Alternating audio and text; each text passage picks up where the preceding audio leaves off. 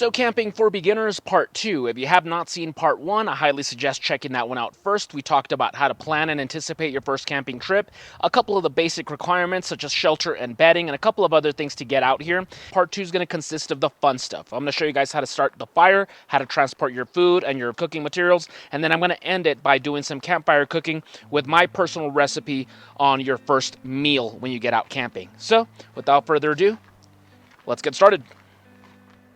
One thing I wish I talked about in part 1 is to always bring a basic first aid kit with you. It doesn't have to be complex. It could just be a basic boo-boo kit. You don't have to be a doctor or an advanced medical specialist to carry something like this. Obviously, if you do have that medical training, by all means, pimp out your first aid kit. Always have it in your vehicle. But just in case you just have the basics, such as, bandages and gauze. If your kids are running around and one of them scrapes their knee, maybe somebody has allergies, so of course you're going to have some medication in here, maybe some ibuprofen for a headache, basic stuff in here. So yeah, it doesn't have to be too complex. Also think of maybe medications that you or somebody in your family may need. One of your kids has asthma, kids always forget their inhaler, have a spare one in here. Stuff like that, and make sure that everybody knows where that medical kit is at all times, so you're not scrambling looking for it when an emergency happens. Okay, so let's get this fire started. Now, as I mentioned in part 1, when you're first starting out camping, I always recommend you camp at an established campsite. Those campsites are going to have these fire rings with these grills, and it's just going to be easier to start the fire and monitor it. Now, majority of these campsites are going to require you to bring your own firewood. You're not going to be allowed to gather wood out here. Most of the time, if we did that, there would be no damn wood left. So you're going to have to buy some of this at the store, and I recommend some lighter fluid as well. Now, a lot of people make the mistake when it comes to this wood. They think just because they have some charcoal lighter fluid, they're going to catch something like this immediately. That's not the way it works. A fire, just like everything, starts off little and it gets bigger. So what I suggest is at first, of course, you're going to light it with a tinder bundle or a napkin, add a couple of little twigs, and then it's going to be easier to catch something like this, and then progressively move to something bigger, then bigger, and before you know it, once it's going, then you can add the large one. So every time I buy some at the store, I like to have a decent amount. So each one's different, but this is the style that I like because it's just going to make it easier for me to gradually get that fire started. Now, me, because I've been camping for many years, this is a habit that I've started doing, is I always keep these bags in my vehicle, and every time I stop somewhere and I see, some dead grass, I'll gather it and I'll put it away in my vehicle, and that way it's nice and dry whenever I need it. Same thing with twigs, these twigs and sticks and, all this dead stuff. So that's just, a pro tip right there. Always have it in your vehicle. They're going to be nice and dry when you need them. So let's start this fire. Now, I know that this is going to be damp because the last couple of days we've been getting some rain. We even got some rain this morning. That's going to kind of work against you when it comes to getting the fire going. So what I like to do is kind of lift it a little bit off of the ground.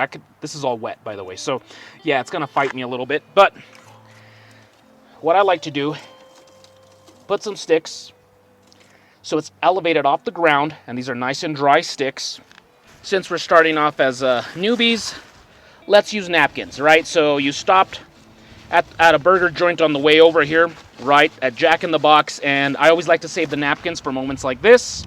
So what I like to do, rub this. You want to turn it as much as you can into like a cotton ball. Expose all those little fibers.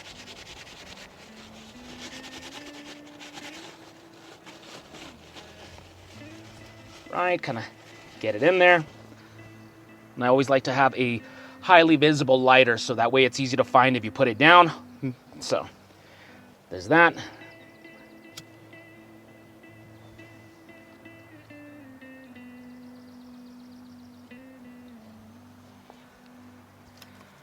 And little by little, remember, don't start too big, don't put too large of sticks, and give it some oxygen. Fire requires oxygen, so you don't want to smother it.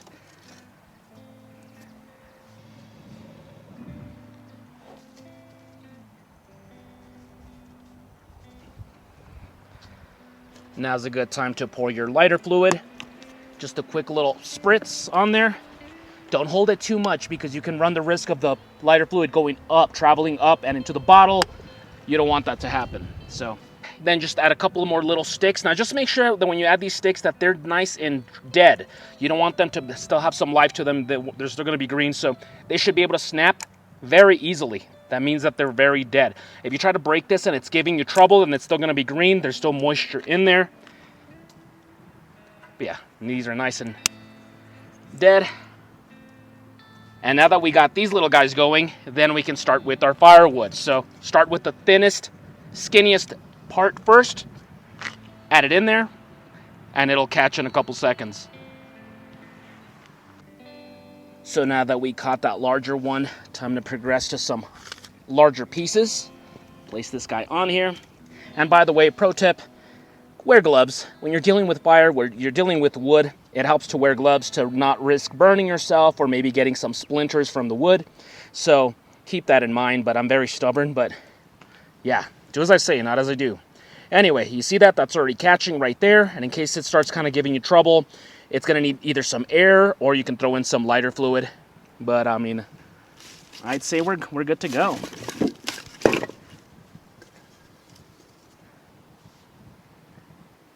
Use the fire's heat to your advantage. So let's say you've been camping for multiple days and one night you go to bed and you forget to put away your firewood and it rains. So you wake up and the wood is soaked, or maybe you are able to gather firewood, but once again, it's been raining or snowing recently, so they're full of moisture. Get the fire going, place them up here. The heat rises, it's going to be drying these guys out a lot faster. So 20 minutes later, and we got this fire roaring. Now keep in mind that flames are for warmth and coals are for cooking. So if you already ate and all you want now is to just have some drinks around the fire, stay warm, this is good, or you're done right here. I still want to cook, so I'm going to make sure all that breaks down to a nice hot bed of coal so I can cook over them. With that being said, let's move on to step number 8, and that's going to be having a good ice chest. Now, I'm not going to lie, this ice chest is quite expensive. This was sent to me for testing for the video, and I am an avid outdoorsman, so I camp at least once a week, so I can just understand paying for something like that. But if you're balling on a budget, you can find an ice chest damn near anywhere for like 20 bucks. Just don't go too cheap, because I've learned the hard way.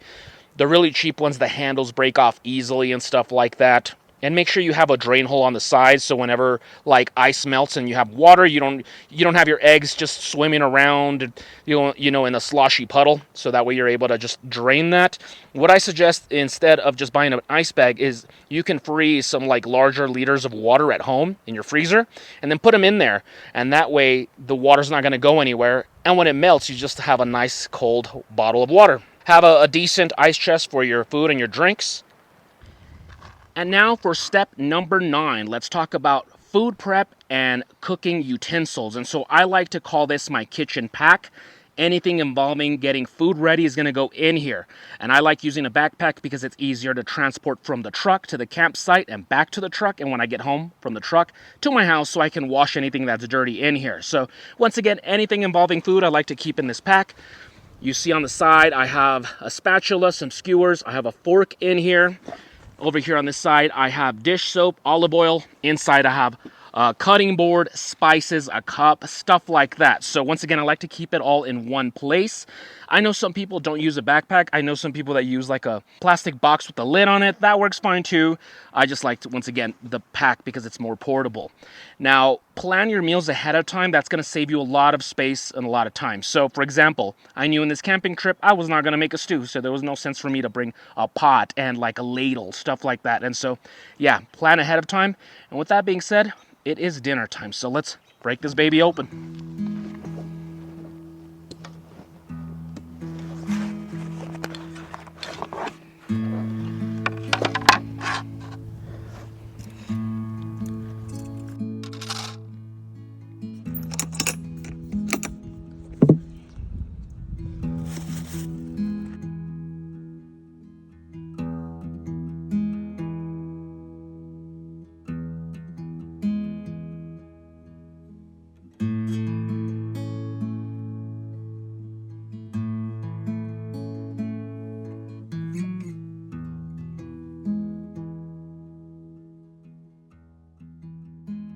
So we now have a nice hot bed of coals over there in the grill, and let's get some dinner going. So in my opinion, your first camping meal, or at least one of your first camping meals, should be some good old-fashioned kebabs. So what I love about these guys is that, one, All these food items are edible as is, so you don't have to worry about undercooking, overcooking, food poisoning. You just char them the way you like them, and I think it's a really fun, interactive activity to have if you have kids, right? So one of your kids loves mushrooms, he can place extra mushrooms on his kebab. Another one of your kids hates mushrooms, so he doesn't have to place them. And so it's just going to be very interactive, whatever they want to, customize their kebab, especially when you're teaching them about knife safety. So let them have some fun. It'll be a fun activity. And whatever's left over in terms of the food items that just didn't fit in your kebabs or you guys are full, you could just use them tomorrow morning for like an omelet or something. So with that being said, let's take these babies to the grill.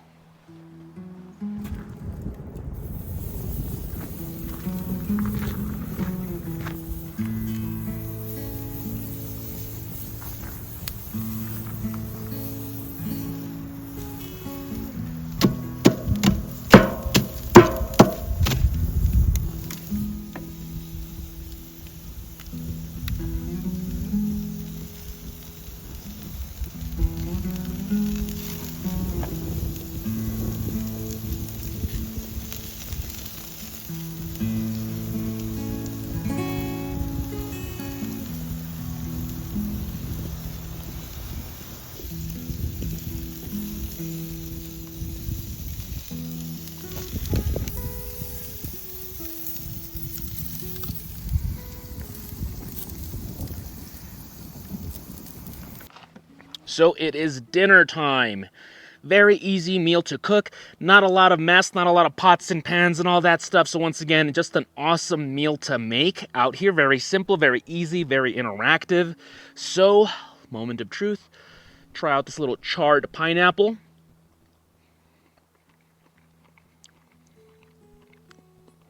Incredible.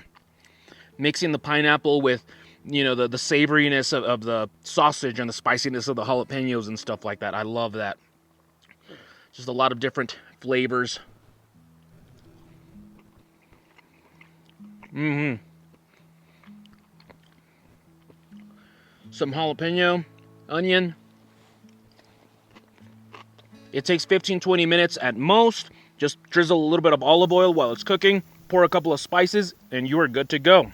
Other meals that I would recommend for beginners is, if you've seen my channel in the past, we do make these things called green chili dogs. So basically we're making bacon wrapped cheese stuffed hot dogs, but without any bun. What we do is we'll roast some green chili, and then we use the green chili as a bun. We just open it in the middle and then put, the sausage in there. It's really delicious as well. Think of it as a cross between like a hot dog and a jalapeno popper. So it's got the spiciness, it's got the cheese, all that good stuff, some bacon. It's a little bit more complicated than this one, so I would recommend that as a step 2. And in case maybe you're watching this during the winter time, and so something like this isn't going to be as hearty or as filling, I really like red beans and rice as well. I'm a big fan of Cajun food, and so you can just get, the Zatarain's red beans and rice, and what I like to do is I chop up some sausage and either celery or jalapenos, and I kind of brown them on the pot for a little bit with some butter. Very easy to make as well. Basically, you just, you brown out the first ingredients and then you just throw in some water, boil it, So these are very simple to make. They're home runs for me, at least for me. So anyway, cheers everyone.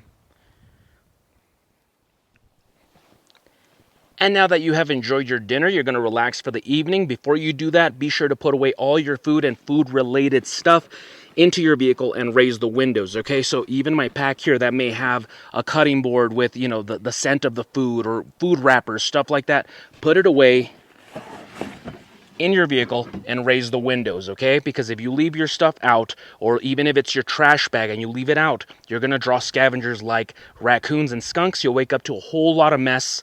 They're going to rip through your garbage and you're going to wake up with all this stuff everywhere, and at worst you can draw things like a mountain lion, a bear. You don't want that. So of course, once again, get rid of your food, your trash. Throw away your trash. If there's trash bins somewhere, get rid of them before you get too lazy or you start hitting the hooch too much.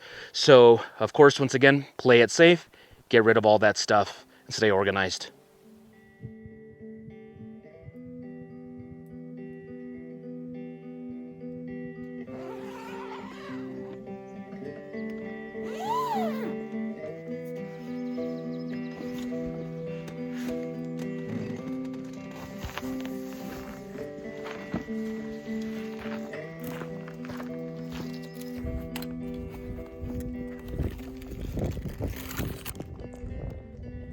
So when it comes to hygiene, it really depends how long I'm going to be here. If I'm just going to be doing an overnighter like I am today, just staying here one night, I like to travel quite light.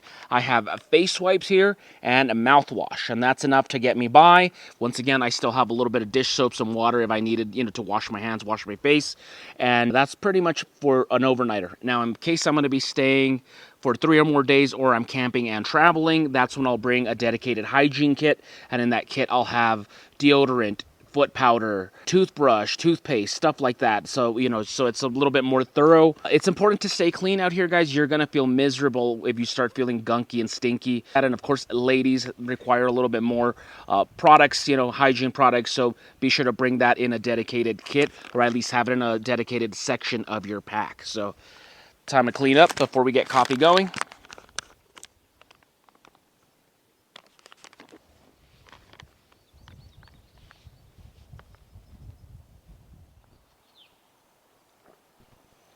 Now, I'm not going to cook any breakfast for the sake of this video. You've already seen how to get the fire going. So from here, you can cook whatever you want. Like I said yesterday, if you emulate those kebabs, whatever veggies were left over that you didn't use, you can chop them up even smaller, throw them in a cast iron with some eggs, make yourself an omelet, or whatever you want, some pancakes, whatever. So you finally took all these steps, you got a tent, you got out here to the wilderness. Take advantage of that. Take advantage of the tranquility of nature and just decompress from the pressures of everyday life. So if back in the city you are overworked and you are exhausted and you're not getting enough sleep, when you come camp, by all means, sleep in. Don't worry about an alarm clock. Just relax and just listen to the breeze and the birds and just sleep a little extra.